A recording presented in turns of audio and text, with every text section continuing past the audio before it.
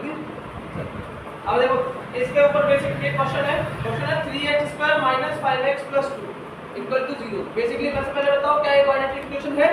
Of course है, क्योंकि x² वाला टर्म है, 2 डिग्री का टर्म है, ठीक। तो सबसे पहले हमें क्या लिखते हैं बेटा? कोएफिशिएंट्स। क्या लिखेंगे? कोएफिशिएंट। x² का कोएफिशिएंट क्या होता है? a होता है। इसकी मैंने जनरल फॉर्म लिख रखी है ax² + bx + c, ठीक। तो यहां से a की वैल्यू कितनी हो गई बेटा? साफ-साफ दिख रही है कितनी? 3। इधर देखो b की वैल्यू कितनी हो गई? -5 साइन के साथ लेना है with their sign, and c की वैल्यू कितनी हो गई? 2, ठीक। सबसे पहले हम निकालते हैं d की value, discriminant.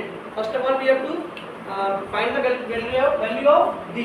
d equal to root में b² - 4ac, सही है, ठीक। एक तो फॉर्मूला होता है डिस्क्रिमिनेंट का, b²। d कितना है बेटा? -5 का स्क्वायर लिखना बाकी में देखो, -5 का स्क्वायर -4 इनटू बेटा b कितना है? a कितना है? 3 इनटू c कितना है बेटा? 2। अच्छा रूट का -5 का स्क्वायर कितना आएगा? 25। -5 इनटू -5 25 एंड -4 3 जा 12, 12 2 जा 24, सही है। कितना हो गया बेटा? 1। और स्क्वायर रूट 1 का निकालोगे तो क्या वैल्यू आएगी? एक प्लस की वैल्यू आएगी 1 और एक माइनस की वैल्यू आएगी, जो कि मैंने आपको सिमेट्री बताया अभी कि प्लस वाली वैल्यू के लिए अल्फा लेते हैं और माइनस वाली वैल्यू के लिए बीटा लेते हैं, ठीक।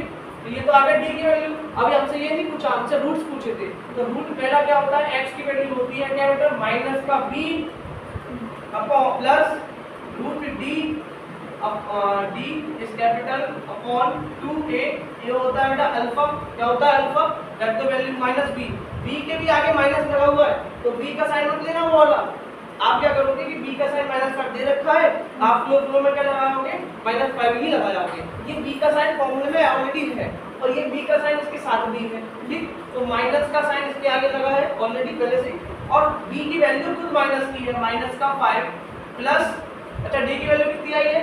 पहले वाले में क्या लिखते हैं? प्लस की लिखते हैं, +1 अपॉन 1 ही तो आएगा इसका आंसर भाई। स्क्वायर रूट 1 का क्या होता है? Cube root 2 square root 2 4 power हो 1 ही आंसर आएगा हमेशा, ठीक। 1 अपॉन 2 इनटू a बेटा a कितना है? a कितना है? 3, सही है। कितना आ जाएगा? माइनस माइनस प्लस 5 कितना? 5 + 1 अपॉन 2 3 जा 6, ठीक। 5 + 1 = 6 अपॉन 6। तो अल्फा की वैल्यू कितनी आ गई बेटा? यहाँ से 1, मतलब पहला रूट कितना आ गया? 1। दूसरा रूट क्या होता है बेटा? x = माइनस का b, अब क्या लेते हैं? माइनस का b अपॉन 2a, सही है। x = माइनस का b, कोई वाला माइनस का ऑलरेडी पहले से है और b की वैल्यू माइनस की भी है, और माइनस का 1 upon 2 into 3। x = minus minus plus 5 -1 upon 2 3 जा 6। x = बेटा कितना हो गया? 4 अपॉन 6, 2 2 जा 2 3 जा अल्फा बीटा की वैल्यू कितनी आ गई? यहाँ से 2/3। ये होते हैं आपके क्या होते हैं? रूट्स होते हैं। Alpha = 1, beta = 2/3। और जैसे मैंने आपको लीनियर इक्वेशन में करवाया था, लीनियर इक्वेशन में करवाया था, आपको नहीं करवाया था। लीनियर इक्वेशन में एक जनरल फॉर्म बनाने की बताई थी मैंने। लीनियर इक्वेशन बनाने के सॉरी क्वाड्रेटिक इक्वेशन बनाने के लिए क्या करते हैं? देखो थोड़ा सा रिवाइज करो पीछे का। ये क्या है? अल्फा कितना है बेटा? 1 है ना, और बीटा कितना आया? 2/3।